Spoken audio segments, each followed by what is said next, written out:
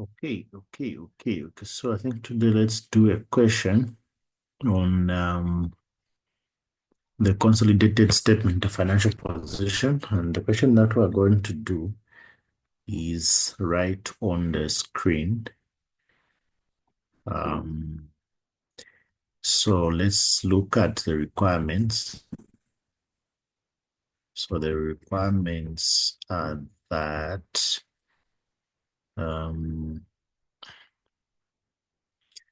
prepare the consolidated statement of financial position for the Shileveka Group as at 31st December 2024.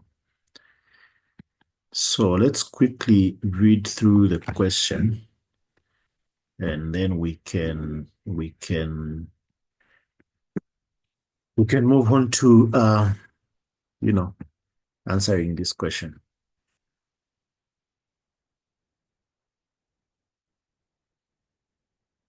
Yeah.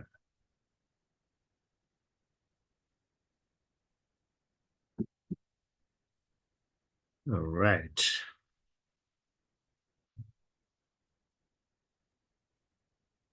Okay, so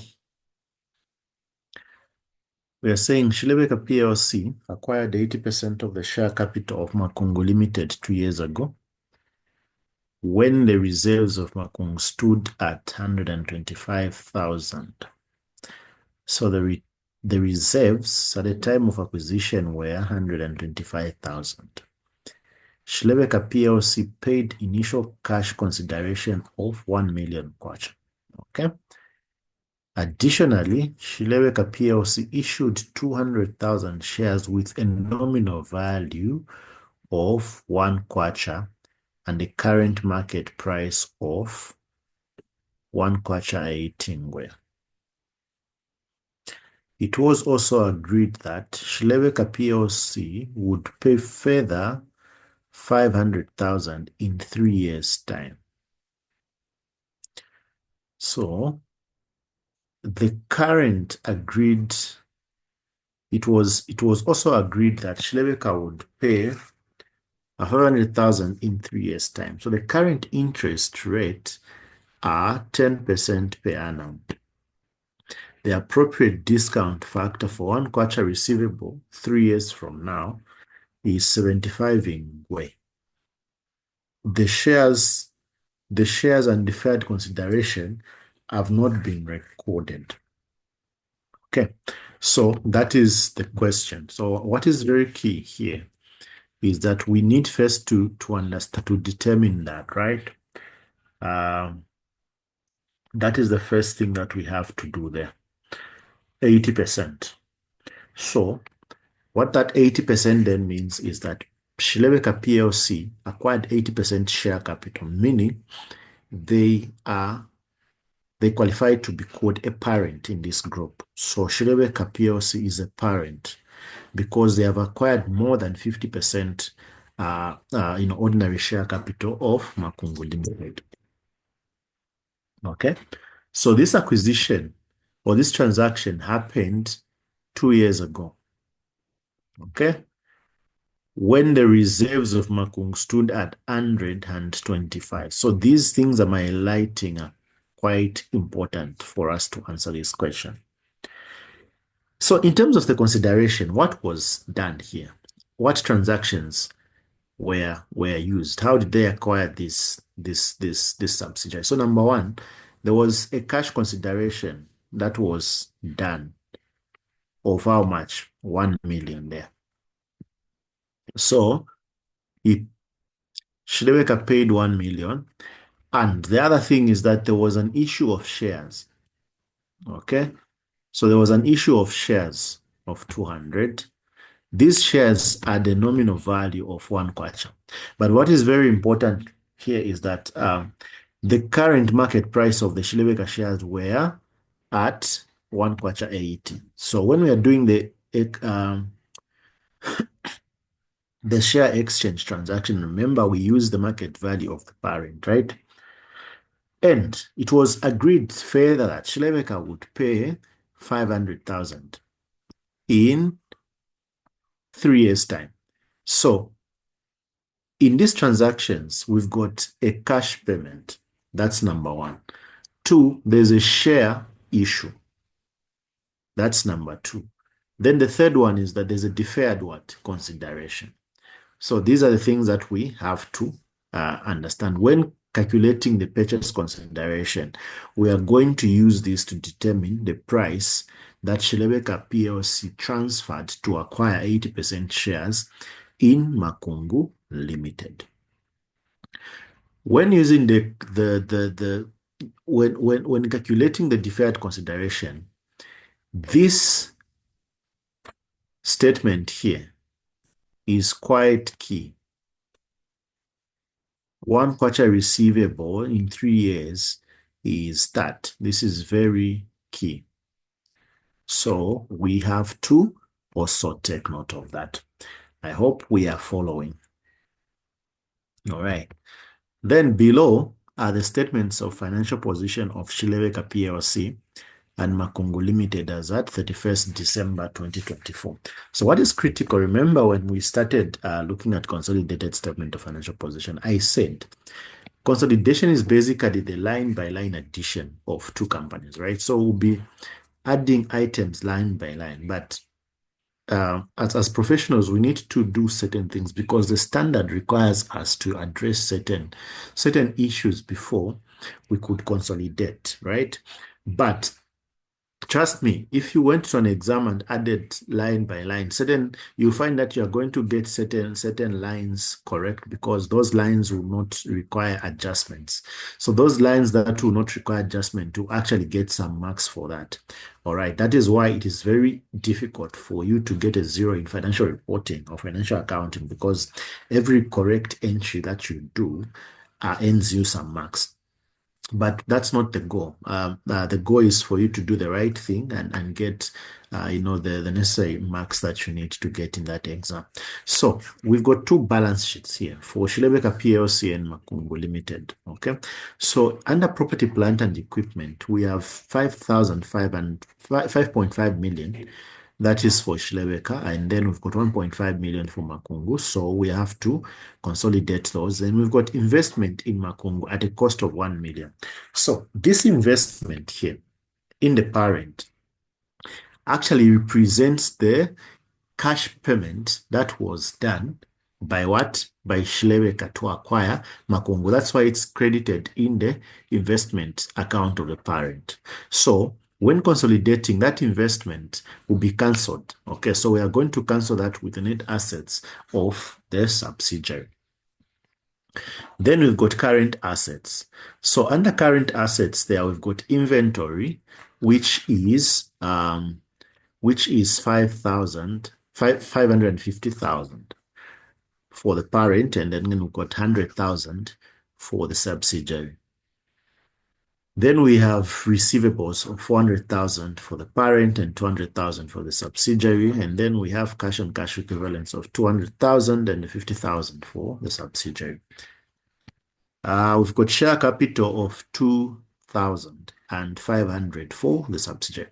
But on the share capital, remember, in consolidation, in the consolidated statement of financial position, the only share capital that must be there is the share capital of the parent at 100%. So we're not going to get 500 plus 2,000 as the share capital. We are not going to consolidate it like that, no. So what will happen is we'll only get the share capital of the parent. Why do we do that? It's because the parent owns the subsidiary. So by the parents buying the subsidiary, the share capital of the sub is actually represented in the share capital of the parent. Okay. Then we've got retained earnings. So the retained earnings that we have is 1.4 million for this parent and 300,000 for the sub. But the 300,000 are retained earnings. This is as at 31st December. What this means is in that money, remember this company is not only owned by Shilebeka PLC. There's a non-controlling interest of 20%. Okay, so that non-controlling 20% non-controlling interest of 20% also have a stake in the 300, because this 300 is at the reporting date and not at the acquisition date. Okay, so this is what we have to deal with. All right, so let's get moving. Then we've got non-current liabilities of 3 million and the 400 there, and current liabilities of 1.2 and 650,000. So total equity and liability, that is 7.6 million for the parent, and then we've got 1.850 for the sub. But we've got some additional information here. Okay, we've got some additional information that we must then deal with. That additional information that we must deal with is, number one, is that at the acquisition date, part of the fair value of Makungu's plant exceeded its book value by 200,000. So the plant had a remaining useful life of 5 years at this date. So what this requirement tells us is that we need to make an adjustment to the property, plant, and equipment. We need to make an adjustment because they're telling you to say at the acquisition date, there was a certain plant which exceeded, or which had appreciated in value, right? So it exceeded its carrying amount by 200,000. So what this means is we need to make this is a fair value adjustment, and the fair value adjustment needs to be dealt with in our workings in order for us to consolidate. All right. And we've been given a useful life, so meaning we must also deal with the depreciation aspect of this particular plant as we consolidate. So that is very important. So for many years, Makungu Limited has been selling some of its products under the brand name Uwilile. Okay, so Makungu Limited has been selling some of its product under the brand name Uwilile. All right. So at the acquisition date, the directors of Shileweka PLC valued this brand at 250. So you and me remember or can agree that a brand is an intangible asset. So it's a long-term asset which is capped under intangible assets. All right. And the standard requires us to do what? To deal with such assets, right? An intangible asset is also amortized. So this intangible asset had a remaining life of 10 years. So the brand name is not included in Makungu's statement of financial position. So the fact that it is not included, meaning it was, excuse me, it was omitted. So we must include it as we consolidate. Then we say the consolidated goodwill has been impaired by 256,000. Shileweka Group values the non-controlling interest using the fair value method. So we've been told that goodwill has been impaired, and the fact that the group uses the fair value method to value the NCI, then what this means is that we are supposed to then apportion the impairment between the parent and the subsidiary. So that is what we are supposed to do. Okay, so we are going to apportion that impairment between the parent and the subsidiary, and what we are going to use is we are going to use the share, or the percentage ownership of each party, to then split that impairment loss there. At the acquisition date, the fair value of the 20% non-controlling interest was 308. So the fair value of the NCI at the acquisition date was 308. So basically, that is the question that we have beforehand. So we now have to deal with that question. So just allow me to pull my Excel there. Allow me to pull my Excel so that we can then deal with this question here. All right, so I can bring up a new page there. Okay. So working number one. So remember, we have to do the big five things or the big four, like I taught you last time. So working number one will be uh, working number one is what we call the group structure. We need to show the group structure of this. Okay. So this is the first thing that we have to do. So the group structure, we have what? We have Shileveka. We have Shileveka PLC.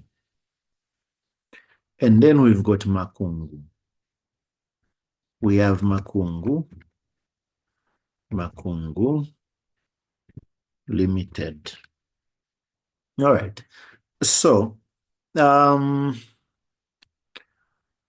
owns who here? So what I can do is, let me just insert a shape there to just demonstrate something. So you and me can agree that Shileweka purchased the other entity. So what I would do is I'll denote it by that. So here we are saying Shileweka purchased 80%. 80% of the share of Makungu. When was this transaction done? We are told that this was done 2 years ago. All right. So 2 years, 2 years ago. All right. So that is the group structure. So what this then means is that if 80% is owned by the parent, then we've got 20% which belongs to the NCI. All right. So 20% belongs to the NCI. So that's how you come up with a group structure. The next working that you have to do is working number two.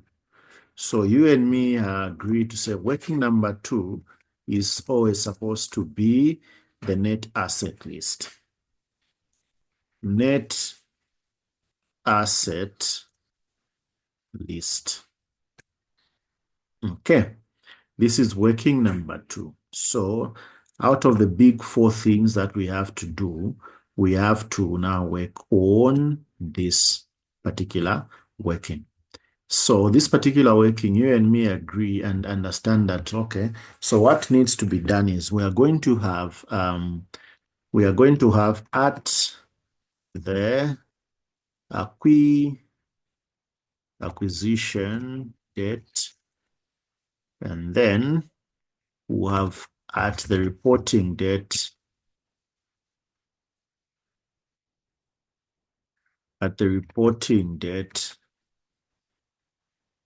and then we'll have post-acquisition movements, right? We have the post-acquisition movement. Okay, so what I can do is, let me wrap this. I'll also do the same here, and then do the same there. And okay, something like that, then I can center these things. Okay, center them like that so that we can, all right, then I can do that just to make them both, right? And then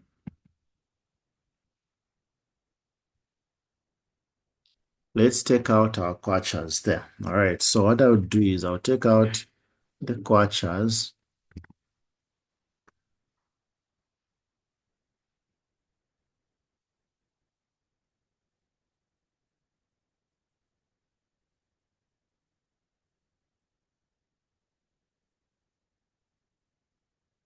Okay. All right. So basically that's how you deal with it. I can actually do that. All right. So what's this?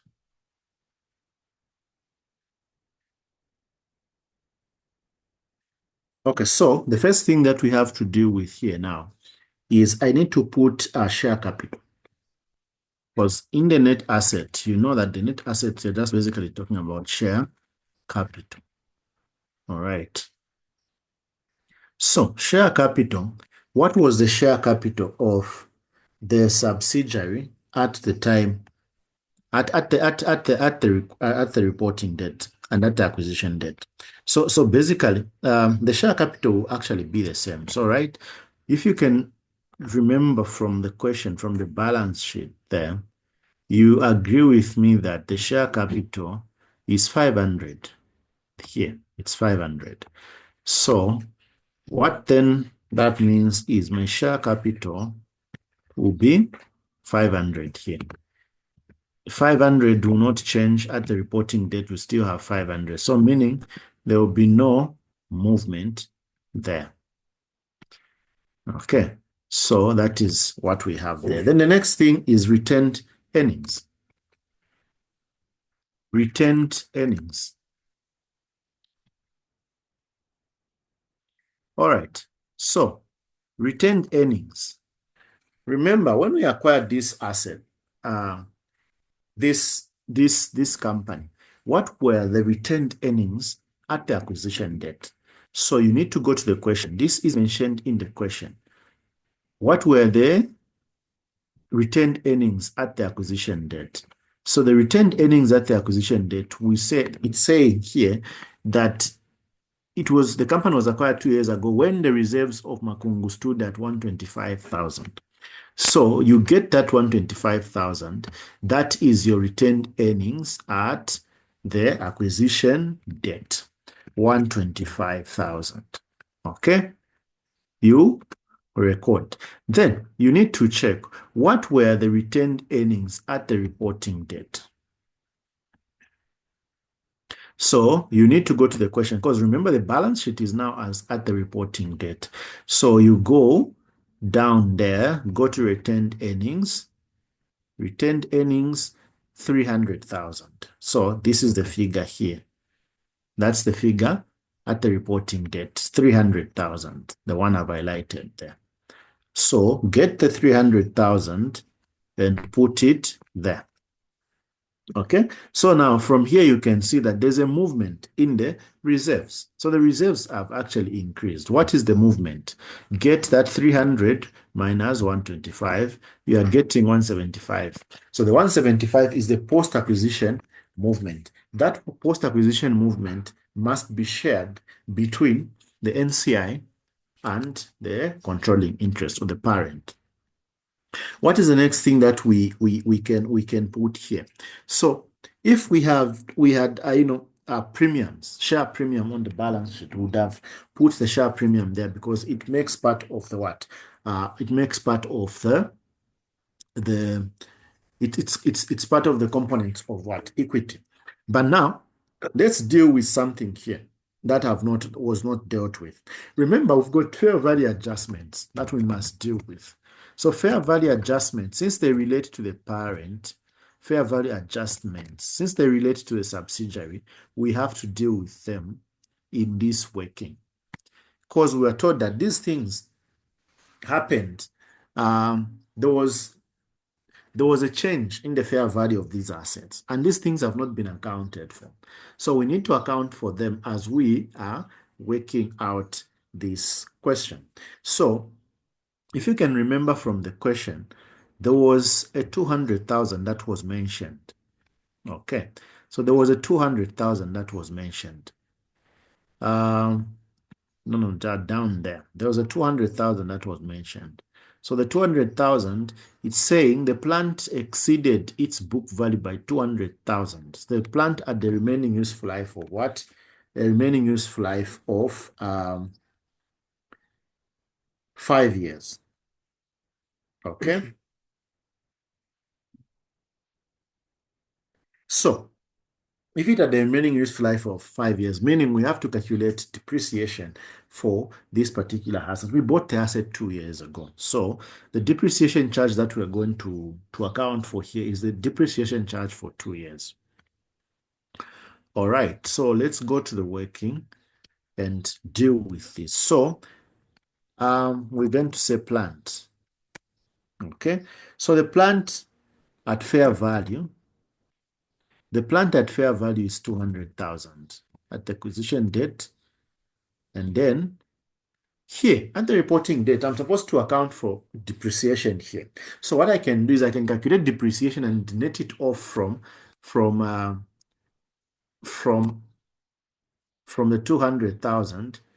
Actually, I'm supposed to just put it 200 and knock it out from the 200,000. But now, for the purpose of learning, I want to illustrate something here. I'm going to put depreciation in this working so that you see how it's going to adjust the working here. All right.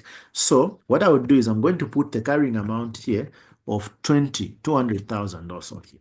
All right. So I'll put it there. What that means is I'm not going to have anything here, but I'm going to put depreciation just so you can see what the carrying amount will be of that asset at the reporting date. So the depreciation, remember, this asset is as a useful life of what? Of 5 years. So it's basically saying the depreciation charge for the year is basically 40,000. All right. So the depreciation charge for the year is basically 40,000. So since it's 40,000, this acquisition happened 2 years ago. So we must depreciate this asset by 2 years. So I'm going to say depreciation here is going to be 40,000, right? We calculated that the depreciation charge per year is 40,000. So 40,000 multiplied by 2 years. This is for you to follow. Multiply by 2 years. So depreciation is at the end of the year. So I'm not going to put it at the acquisition date. At the acquisition date, there's nothing here. I'm going to put that 80,000 at the end of the year. So that 80,000 is actually a minus here. Okay, so I'm going to put that depreciation there, and then I'm going to take it to the post-acquisition reserves there. That's what I'm going to do, so that it also reduces, because remember, depreciation is an expense, so it also has an effect on the retained earnings. That's why I've put it at the end there. So then, what this means is my carrying amount for this year is 200 minus 80. That would be the carrying amount of this plant at the reporting date. I hope that is clear. Then the other asset that we need to deal with, remember we were told that there is a brand name. The brand name called Uwilile, right? Brand name called Uwilile. Uwilile. Uwilile. That's how we call it. It's actually a traditional ceremony in our village. So Uwilile. A brand name called Uwilile. So this brand name was also acquired 2 years ago, right? So what was the cost? The question, I can just take you there so that you're able to see where I'm getting these numbers. The question mentions 250 there as the brand name, the value of the brand name, 250. And this brand name has a useful life of 10 years. All right, so Uwilile, we put 250. I'll do the same thing I did with the plant. I'll put it both, and then I'm going to calculate. So since this is an intangible asset, I'm going to calculate the sister or the brother to depreciation, who is amortization, right? So we are going to calculate amortization on this asset. So if the asset has a value of 250 and a useful life of 10, meaning my amortization would then be 250 divided by 10 years, right? So meaning it's 25,000 per year. So it's 25,000 per year, meaning at the end of 2 years, my my amortization here will be 25,000 multiplied by 2 years. Multiplied by 2 years. So meaning, remember, we don't put it at the acquisition date. So my amortization will be 50 for 2 years there. Amortization, just like depreciation, is an expense. Okay, so it's an expense and it goes to the P&L, meaning it reduces or it affects your retained earnings or your profitability. So I'm gonna put it there as well. All right. In this question, there is no transfer of goods, or rather transfer of property between the parent and the subsidiary. So if, for example, the subsidiary had transferred or sold goods to the parent, there would have been an issue or a component called provision for unrealized profits. So if there were those issues of unrealized profits and excess depreciation on plant, I would have dealt with them on this working. Since there's nothing mentioned in the question, we can end here. So those are the adjustments that we have to make with regard to the net assets. Okay, so at this point, I can then decide to close. I can then decide to close this working and then see the effect of these transactions on the net assets of the subsidiary. So at the acquisition date, the value of the net assets was that. Okay, so that's the value of the net assets at the acquisition date. At the reporting date, the value of the the value of the assets is that. Okay, so you can see that there's a movement there. So the movement is actually the same. If I get 175 minus 80 minus 50, I'll get this here. So I can basically do that 45,000. So 45,000 is the post-acquisition movement. So instead of sharing 175,000, the subsidiary or the parent and the NCI will share 45,000 as the profit. Okay, so that 45,000 will be shared between the parent and the NCI in the same proportion or in relation to their what? To their ownership. I hope we are following and we are making sense out of what I'm communicating with you. All right. So after calculating this, now we need to move to working number. We need to move to working number 3 of the big four. Working number 3 is actually let me just put it just below here. Working number 3 is what we call goodwill. So the next working is goodwill. Okay. The next working is working number 3 is goodwill. So goodwill is what we need to calculate now. So how do we calculate goodwill? For us to calculate goodwill, colleagues, we need to determine the purchase consideration, and then we compare the purchase consideration with the net asset value at the acquisition date. Any difference that we get will indicate whether we have goodwill or not. All right. So what I would do, I'm going to take out my quaternions here as well. Okay. I'm going to take out my quaternions here as well. And then let's start. Let's start with this calculation. So how do we calculate the purchase consideration? I think in the last video, I did showcase how you can then calculate the purchase consideration. But in this case, what would be very key is for us to follow what was here. So let me just go through again. So Shileweka PLC paid initial cash. So cash consideration will be recorded 1 million. And then there was a 2 100,000 share exchange. So they also issued shares of 200,000. Okay. These shares are the nominal value of 1 kwacha per share. And they also had a market price of 180. So we are going to value them at 1.8. Okay, at 1 kwacha 18 when calculating the purchase consideration. And since they have a nominal value of 1 kwacha, we have a premium of 18 per share that we must also account for. Okay, then the other one is that there was a 500,000 that must be paid in 3 years.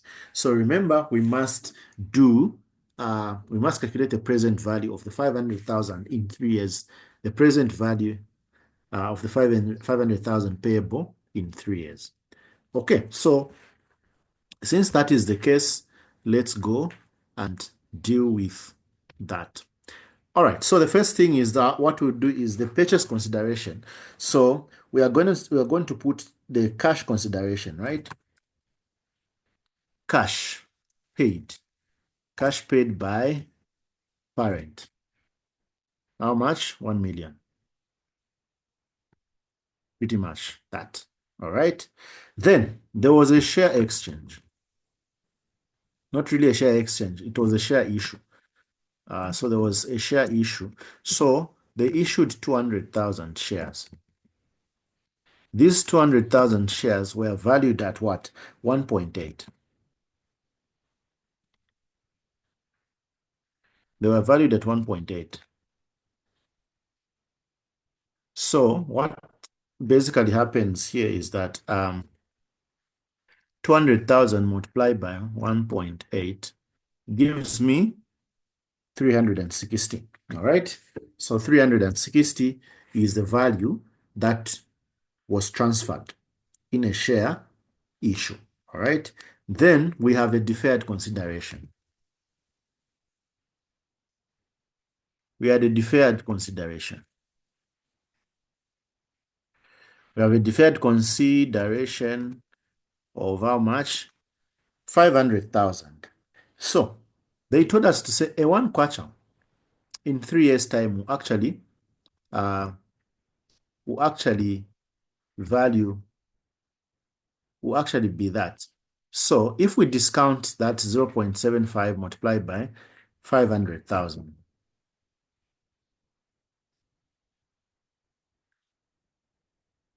okay? So meaning my present value here is basically 0.751 multiplied by 500,000. So the present value of that 500 in 3 years is actually 375,500. I hope that's clear.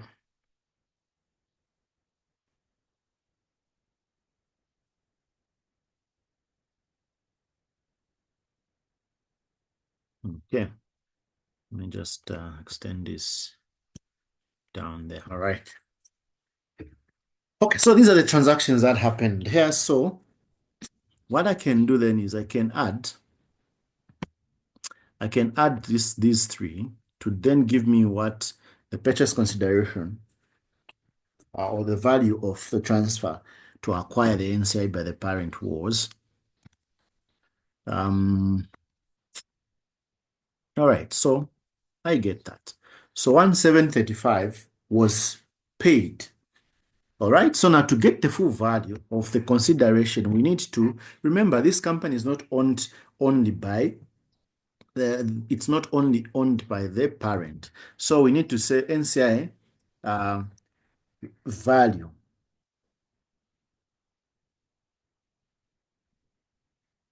The NCI or fair value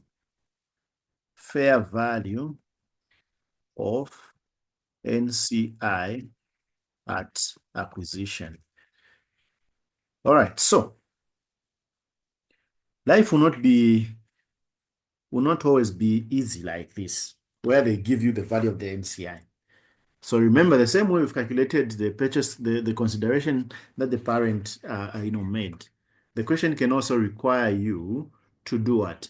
the question can also require you to calculate the value of the NCI. So you can either use the proportionate method, remember, or the fair value method to calculate the NCI. But in this question, we are given the value of the NCI. So what was the value of the NCI? In this question, the value of the NCI is mentioned at the right, at the bottom part of the question, which is 380, this one here. So that is the value of the NCI, 380 here. Okay.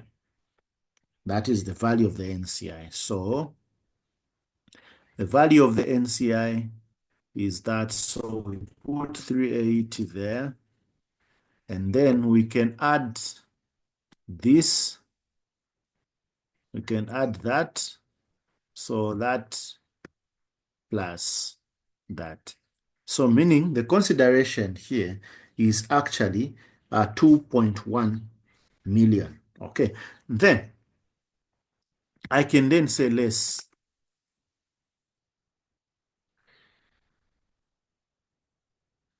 the fair value of net assets, right? So fair value less the fair value of the net assets, fair value of net assets at acquisition. This is working number. This is coming from working number 2. So this is why I was saying you have to, this is why I was saying you have to make sure that you're doing the correct thing, because this value there is what we are going to put here. So I'm actually going to just get that number there, put it there. So now I need to less that. Okay? So I need to less this. So when we remove that from, so we get the fair value of the net assets from working number 2. So we are basically saying that minus that. The answer we are getting is 1,040,50. So this is your goodwill. This is your goodwill. But the thing is, this is not the goodwill that I'm going to take to the balance sheet, because there was an aspect of impairment mentioned in the question. So there was an aspect of impairment mentioned in the question. So what then we're going to do is less impairment. Less impairment.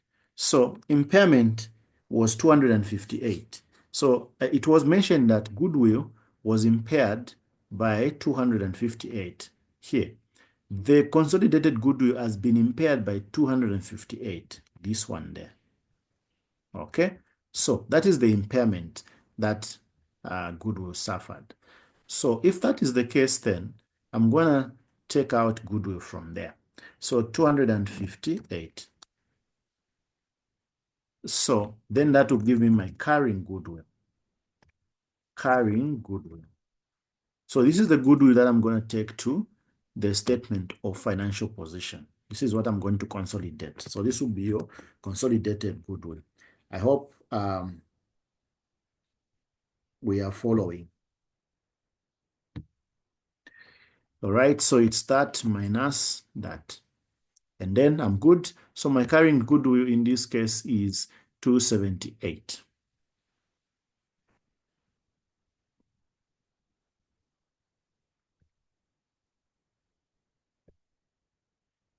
So this is my carrying goodwill. 278. All right. So if that is the case, then I need to account for these entries, right? So we need to do some accounting here, just so we are good accountants. So what we're going to do is we're going to do debit investment with how much? 1 million, the cash consideration. Debit investment with 1 million. I'm going to credit what? Credit cash. This is in the parent. Credit cash with 1 million. Okay. That is posted. That is posted. That is posted. Then the other thing is now I'm going to debit. I'm going to debit investment. Investment in subsidiary. With how much? 360. I hope you know where the 360 is coming from. That is the share issue. Then what I'm going to do is I'm going to credit share capital, ordinary share capital.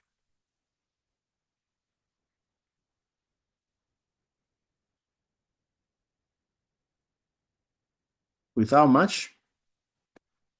My shares were at the nominal value of 1 kwacha and I issued 200. So I do 200 there. Then I'm going to credit share premium.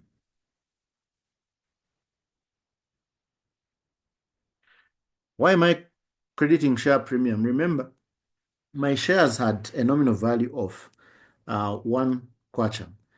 But when I issued the shares, the market price was what? 1 kwacha 8. So there's a premium of 80 ngwe. So 200 multiplied by 0.8, that's 160. So 200 plus 160, this is 360, and the debit there. So this has balanced, right? So that is the accounting that I was talking about here. So I've done that accounting for you. Okay. The other one that I would do then is I'm going to do the share exchange. All right. So for the share exchange, what I would do is I would debit investment in subsidiary. Investment in subsidiary. Even here, so even here it's investment in subsidiary. Even here it's investment in subsidiary.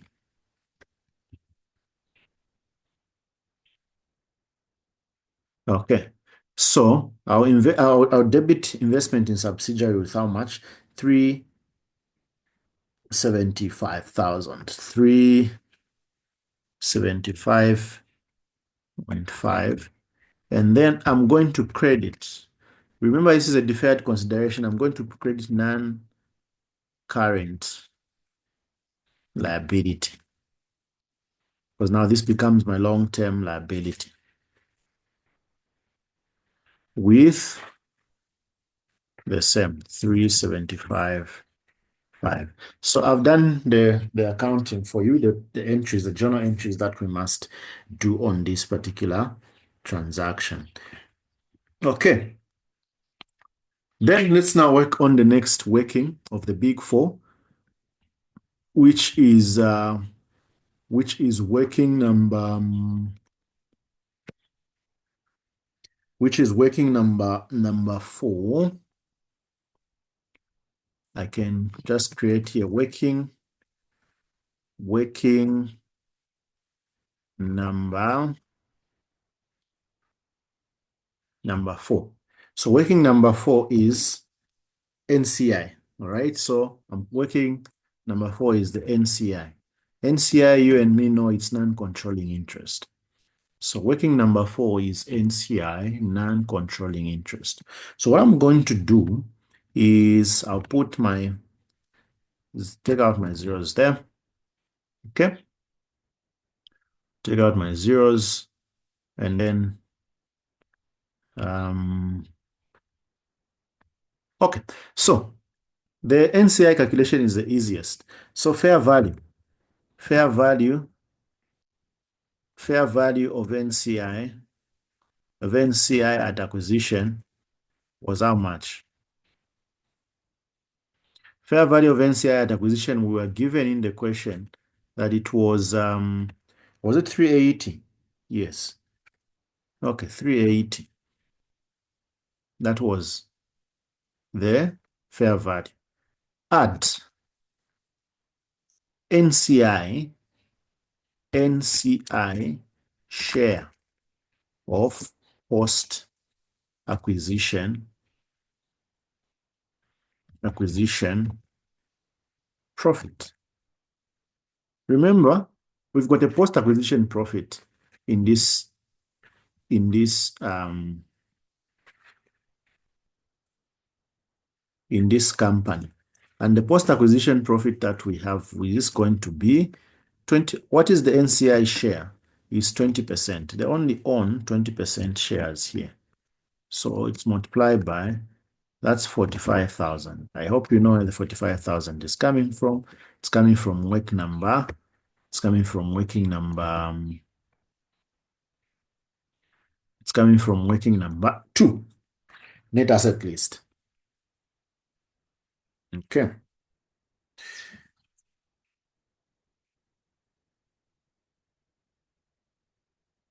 Yeah, so it's the same as saying 45 multiplied by 20%. All right, so I have a 9 there, a 9,000. So what this then means is I'm going to add that. So we're saying sum, right? But I'm going to list something here. Remember, goodwill was impaired, and the group uses the fair value method to determine the value of the NCI. Since they use the fair value method, that means the goodwill must be shared by both the parent and the subsidiary. So let's um, share of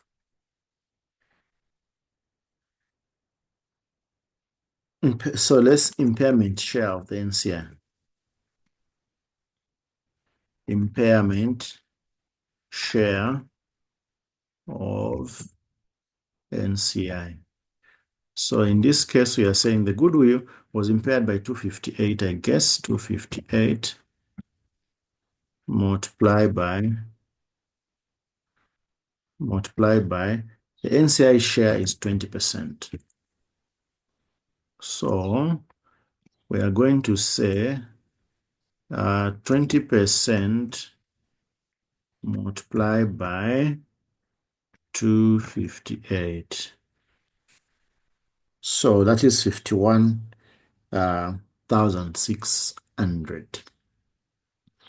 Then this means the value of the NCI is then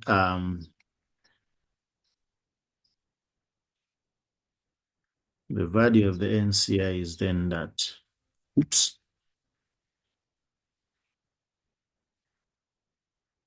the value of the NCI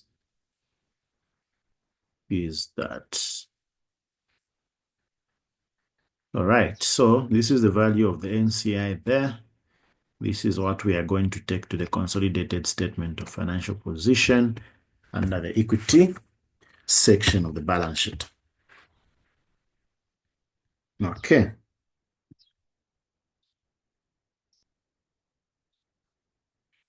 Having done that, now we need to work on the last big four, which is the group retained earnings or the consolidated reserves. So let's do working number 5. This working is called group retained earnings or consolidated reserves. That's the other name you can use there. Okay, so the group retained earnings there, just like other workings, I'm gonna take out the zeros there and center that.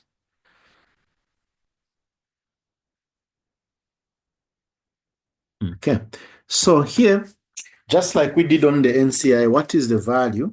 What is the value of the reserves or the profit or the retained earnings for the parent? So here, what we are going to do is just get the parent's share. Parent's share, or rather parent's retained earnings. These, you get them at 100% from the balance sheet. So just get it as it is from the balance sheet. Go on the balance sheet. and then look at the retained earnings of the parent. So the retained earnings of the parent here, we have 1.4 here. We have 1.4. Yeah, so we have 1.4 there. So that's what we are taking here. We are taking it to that working there. So 1.4. All right. Then add the parent share of post-acquisition profits. So we say add parent's share of post-acquisition profit.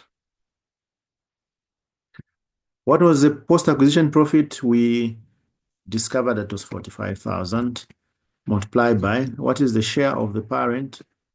80 multiplied by 80%.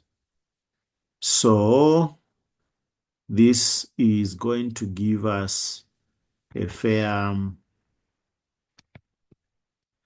that's 45 multiplied by 80% multiplied by 80%. Oops. That gives me 36,000, right? Okay. Now, there is something that I need to work out here. There's a certain working that I'm supposed to do here that must feature here. So remember, we've got a deferred consideration. We've got a deferred consideration here. What then that means is the standard says we must unwind the discount. So by unwinding the discount, we are creating what is called a finance cost. Okay? So a finance cost, you and me understand that a finance cost actually reduces profitability. So it is an expense that is charged to the P&L. So in this case, since the parent is acquiring, they are obliged to pay that interest on that deferred consideration transaction. So we must calculate the unwinding of what? The unwinding of the interest. So before I finish working number 5, since that has come up, I'm going to create working number 6 here. Additional working number 6, which I'm going to say unwinding of the discount. Okay. Unwinding of the discount. So what I would do, just like other workings, this should be the last working that I'm doing. Then we do the consolidated statement of financial position, and that will be the end of this session. So, how do we calculate that finance cost? So what I'm going to do is I'm going to calculate the deferred consideration. So deferred payment. Let's get the deferred payment. So we are supposed to pay 500,000. What is our present value? Our present value, we said it is the 500,000 multiplied by 0.751. Okay, so we discovered that this was coming to 500 multiplied by 0.751. 375. Okay, so this is what we have. Now, what we are going to do here is this. Since we are supposed to make a payment of 500 in 3 years, so we are going to make the payment of 500 in 3 years. But when I discount, when I find the present value of that 500 in today's terms, meaning what this means is the 375 is the present value. So 375 represents 500 that will be paid in 3 years' time. So if that is the case, we are going to make the 500 payment. Let's get the difference between 500 minus 375. This difference that I'm getting here is what I'm calling the finance what? Finance cost. Okay, so this finance cost is going to go to the P&L. So now, back to our solution here, then I'm going to say less finance cost. Finance cost. This finance cost is coming from the unwinding of the discount.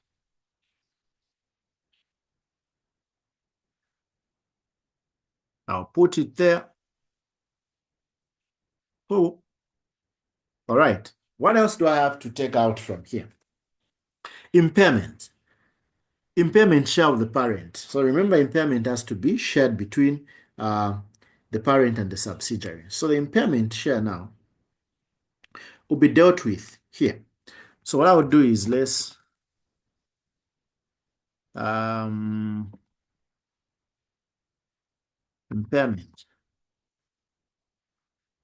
impairment share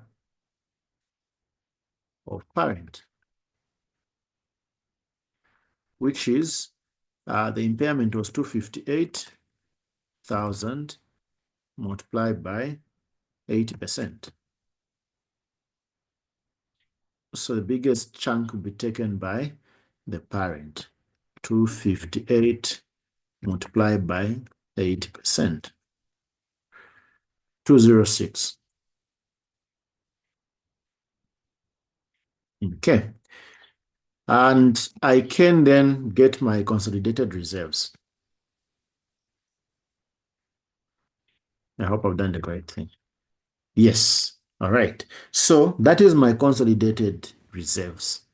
So this is the figure that is going to the balance sheet as part of what? Equity.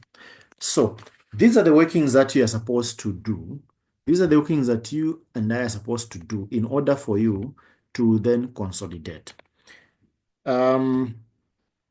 So we've worked all the way from the group structure. We did the net asset. Well, then we've done the goodwill. We did goodwill there. We've done the NCI. We've done the group retained earnings, and we've done the unwinding of the discount there. So that means I've done all the workings that are supposed to be done. So these are the adjustments that you need to then do in order for you to consolidate. What do we do next? Now let's go and consolidate the balance sheet. Okay. So what do? You're going to say, Shileveka Group consolidated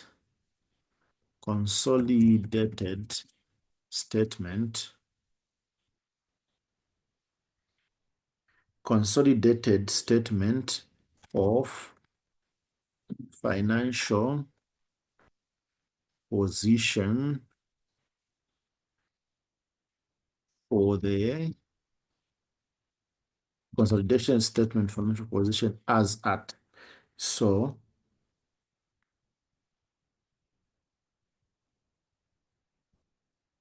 so remember, a balance sheet is always prepared as at a certain date, as at 31st December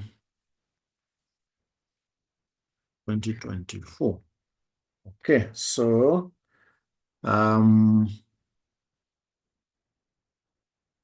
that's what we have there.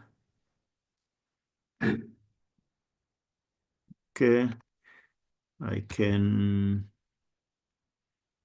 highlight that and maybe just put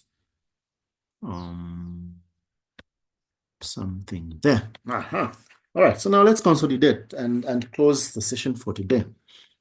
So allow me to just take out the quachas there, just like we've been doing, just for consistency's sake. And then I'm going to just center that. Okay. So let's start with non-current assets. Let's start with non-current assets. Okay. Non-current assets. Non-current assets like that. So the first one is property, plant, and equipment. So remember, on the property, plant, and equipment, I'm supposed to add the parent plus the subsidiary. I think I did show you the balance sheet. So we have 5,500. We have 5,500 for the parent plus 1,500. 1,500. Okay. Plus, remember, there was a 200 plant which was not accounted for. And then we remember that we did calculate depreciation on this particular plant. The depreciation we calculated was 80. So those are the adjustments that we've done. So if you can remember, these adjustments are coming from the net asset list calculation that we did in our workings. 200 minus 80 depreciation, because 200 minus 80, that gives me a carrying amount on that plant of 120. So that carrying amount of 120 plus the 55 plus 15, then that gives me, so we can say 5,500 plus 15 plus 200 minus 80, then that gives me 7,120. Okay, so then the next thing that we have to deal with is the brand name. Brand name, an intangible asset. Brand name. Okay, so the brand name is an intangible asset. This brand name is called Uwilile. All right, so the brand name, we have 250, 250,000 minus 50. The 50 that we have is the depreciation charge. So meaning my carrying amount for this brand now is 200, not 250, because there's a 50 which was the amortization charge. Then the other thing that we have to now get is another intangible asset called goodwill. Goodwill, we calculated goodwill in working number 3.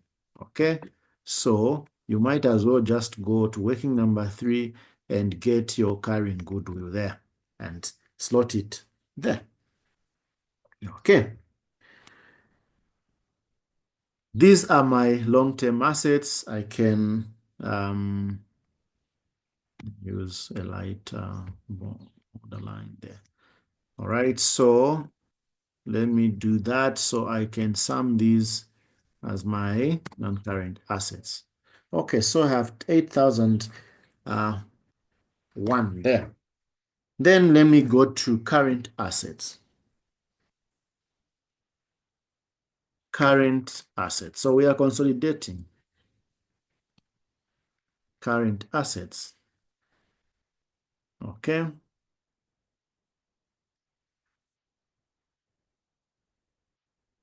Current assets. So on the current assets, what we have inventory. So for inventory, we are not doing any adjustments. There's no transfer of inventory. So you're just getting parent plus subsidiary, which was 550 plus the sub 100. Then I'm going to get what? 650 there. Okay. Then the other one that I have is receivables. Even receivables, I'm not going to make any adjustments. But if there was a transfer, I would have adjusted these current accounts. So it's 400 plus 200, which is 600. So you can see that the work really is on those adjustments that we have to do. And lastly, on the current assets, I've got cash. I've got cash and cash equivalents. All right, I'll call him. I've got cash and cash equivalents. So my cash there is 200 plus 50. All right, 200 plus 50, which is 250. So my total cash also there, or my total current assets, is the sum of those. All right. is the sum of that. So we have 1,500. So meaning my total assets then is that figure there plus that. So as accountants, you should know how these things are presented. So these are my total assets. Total assets. All right. So we've done with the first part of the accounting equation, which is the assets. Now let's deal with equity. All right, so let's deal with equity now.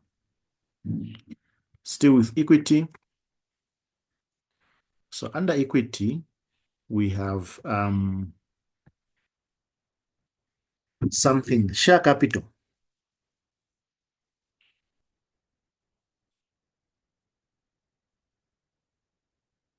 Share capital.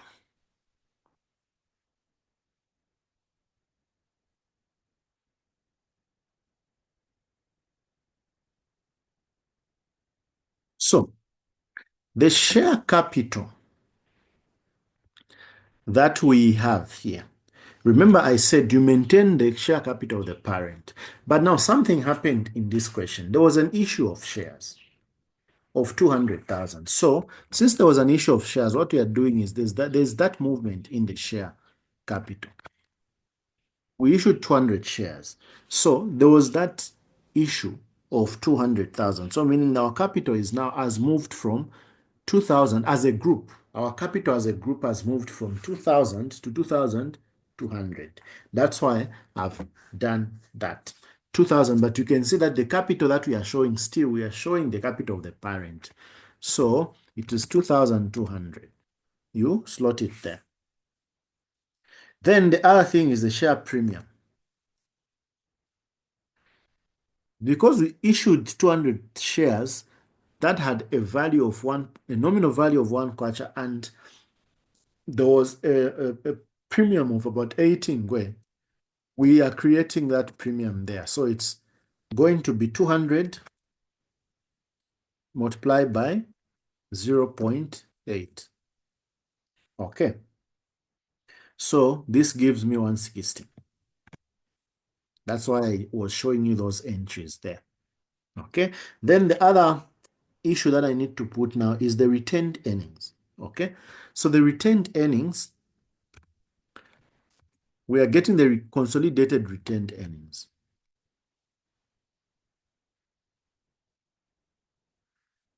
The consolidated retained earnings, we calculated this in working number 5. So what you should just do is just go back to the workings, or what we can call the notes to the financial statements, get that, and then calculate the total. So I need to show the total here. There is a reason why I'm showing the total. And I'm going to call this total as equity. Okay? Equity attributable to the parent.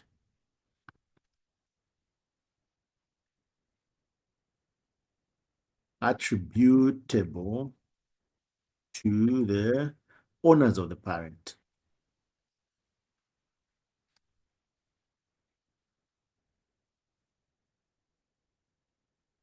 This figure here is basically just a summation.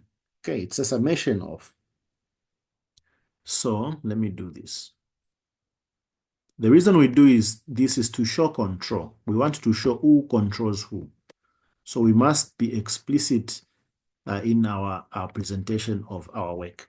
So we need to show who owns what, who has control. And then we also put equity attributable. Equity attributable to NCI. We calculated working number. NCI is working number 4. So you just go and get the workings, go to the workings, working number 4, that is the NCI value there. And then after that, we can then do the actual equity. We can calculate the total equity now. So equity now in this case becomes total equity becomes this plus that. So this is the equity in this business. All right. Okay. If that is the case, then we go and say non-current liabilities.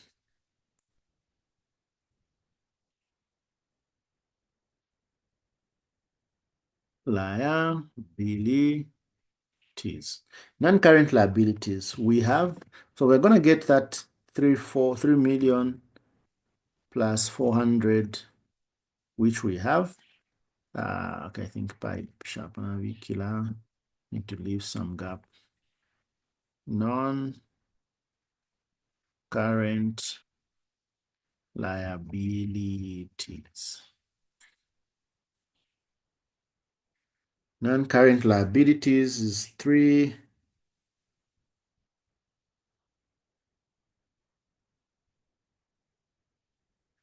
plus 4, which is 3,400. Okay, so just under non-current liabilities here, I'm going to put the deferred consideration as well, right? Consideration.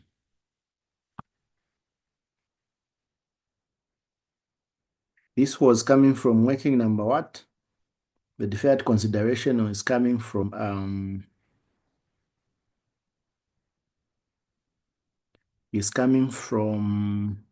working number 6 and working number 2.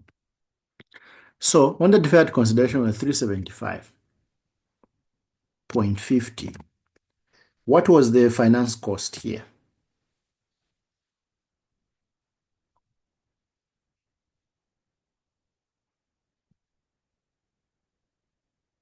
Plus, because long term I must 124.50. 124.50.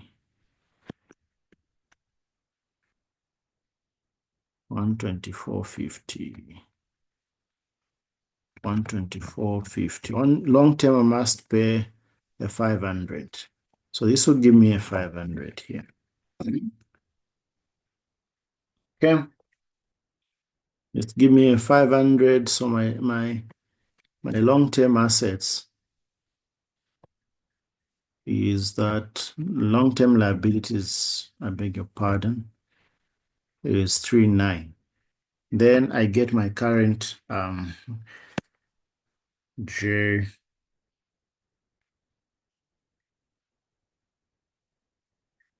get my current assets, current liabilities. Get my current liabilities now. My current liabilities. My current liabilities is 1,250 plus 650. So on my current liabilities there, I have 1,250 plus 650. That gives me that. So meaning my total liabilities then sums up to that.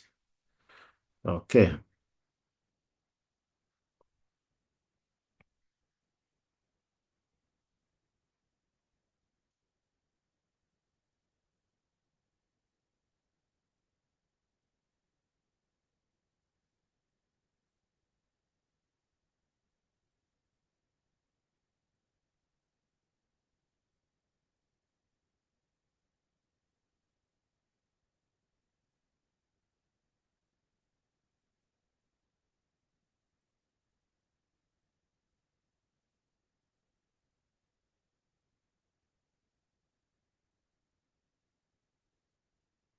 My total abilities, sorry, I think I've double counted here. My total abilities then sums up to that plus that. Yes. All right. Long term plus short term. Because these are my long term.